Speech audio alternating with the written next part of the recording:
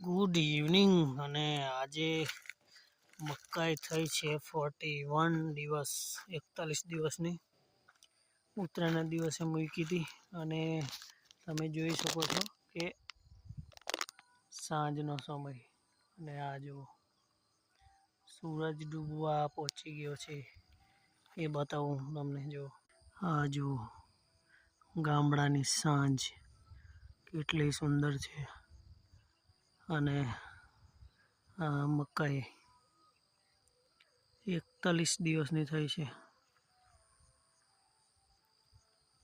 ને હોળી આવવાની તૈયારી છે અને આ બાજુ આ વાદળ દિવાળીની આગળ વરસાદ પડશે એવું પપ્પાનું કહેવું છે.